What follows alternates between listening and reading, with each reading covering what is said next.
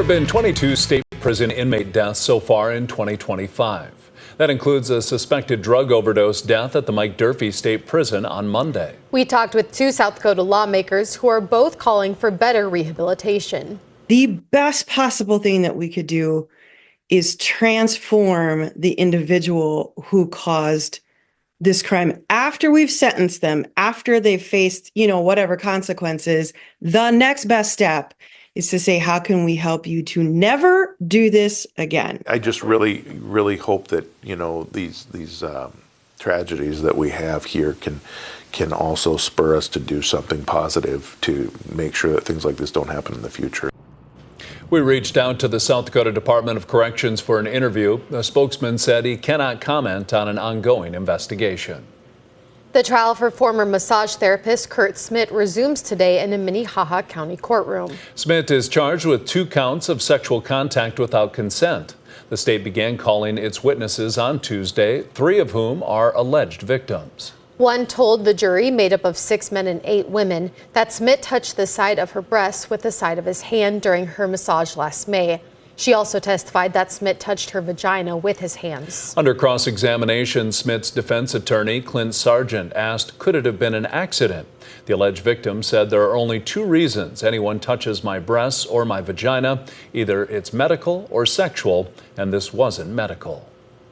Lawmakers on Capitol Hill have voted in favor of releasing the Epstein files. The legislation would require the Department of Justice to release its files related to convicted sex offender Jeffrey Epstein. The U.S. House voted overwhelmingly to move the bill forward. KELOLAND News talked with Congressman Dusty Johnson after the vote.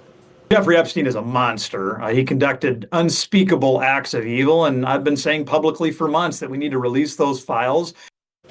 The Senate passed a motion that will have the bill to the president's desk once it enters the chamber. Well, now let's get a check on the weather with meteorologist Scott Munt. Good morning, Scott. Good morning, Summer. Good morning, everybody. Well, get rid of this cloud cover that we have this morning. Also areas of fog, mist, drizzle. That will also go away. We'll have sunshine this afternoon. Temperatures will warm above average. A lot of us in the 50s and 60s. Though I should mention, if those clouds do linger in parts of eastern South Dakota, western Minnesota, and even Iowa, expect temperatures in the 40s. And Brian will have more details on your forecast coming up. Thank you, Scott. Local nonprofits gathered again Tuesday for Hunger and Homelessness Awareness Week in Sioux Falls. Organizations like Bread Break, Church on the Street, and Feeding South Dakota were downtown at Falls Community Health, letting people know about resources available to them. Just bringing us together, which I think is really important. So we understand what one another's doing and who we're doing this work for in our community. To learn about all the events happening in Sioux Falls for Hunger and Homelessness Awareness Week, you can head to KELOLAND.com. The Premier Playhouse added new layers to its programming last spring, including the Underground series, which will make its debut on Friday. The local theater group will step outside its comfort zone, bringing an edgier brand of theater to the Icon Event Hall with a performance of Green Day's American Idiot. Everything is new. We are coming into an event hall. It's not necessarily a theater. It's not built or designed to have traditional theatrical performances. So what we're doing is we've fundraised and negotiated for and found partners for various pieces that you're going to experience at American Idiot and beyond. The musical will feature traverse staging, meaning audience members will sit on all sides of the performers. American Idiot runs Friday through Sunday at the Icon Event Hall. We provided a link with showtimes and ticket information under this story on KELOLAND.com. Thousands of students gathered on Tuesday for a special career expo.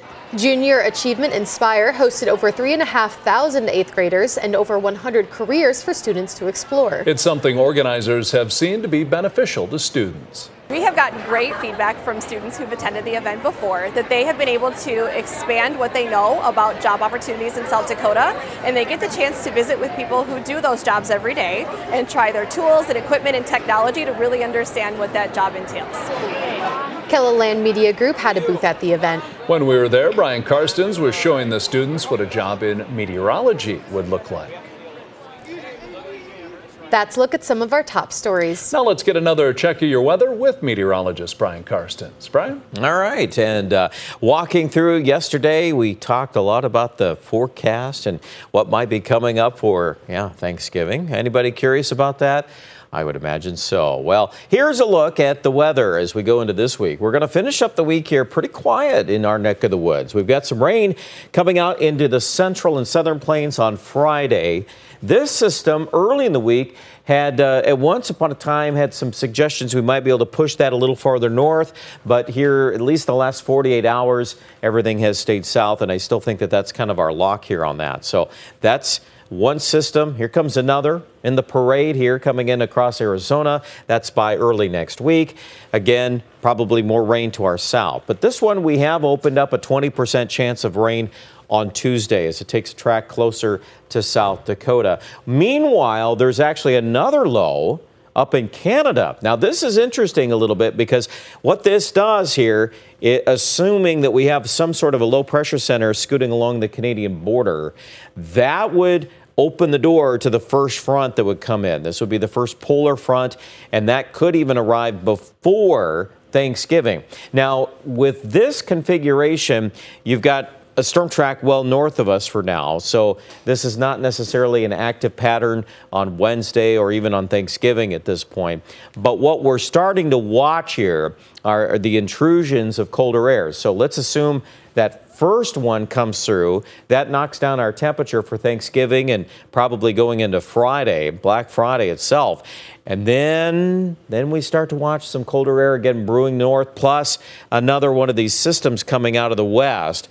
And then that's where it starts to get more complicated, because then we got to start wrestling around with how do those fronts line up? Where do we start breaking out some storm tracks?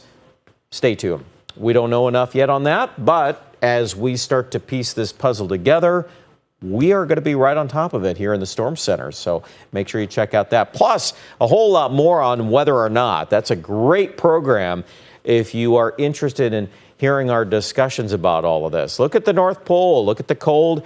That should not be a surprise, right? But the issue we have is after Thanksgiving, this is going to start to cut loose in a couple different shots here. And again, the first one probably comes in before Thanksgiving. But if you look at the depth of that cold, that's real cold air. And that's getting us into early December. So what we're trying to tell you is the building blocks to getting us right into winter are on the table. We don't know yet how we're going to build that story, but it's definitely something to keep an eye on. And that's the wisest thing to do. And plus, the 7-day forecast, you've got the vast majority of this time block really to kind of at least kick back and enjoy the weather. If you got a lot of things you want to still accomplish before December, well, there's an opportunity to take advantage of that. 50s this weekend looks really good. Sioux Falls 56 on Saturday. Anything above 50 degrees this time of year is doing pretty well. We've got Aberdeen, same story, 53 Friday. That's after a brief cool down tomorrow. There is a 20% chance of precipitation at the end of the 7-day for both Aberdeen and Sioux Falls. We'll see what that looks like for Pierre and Rapid, but really at this point, we're concentrating on all those mild numbers in the forecast for the weekend. Check out much more about the weather online at KELOLAND.com.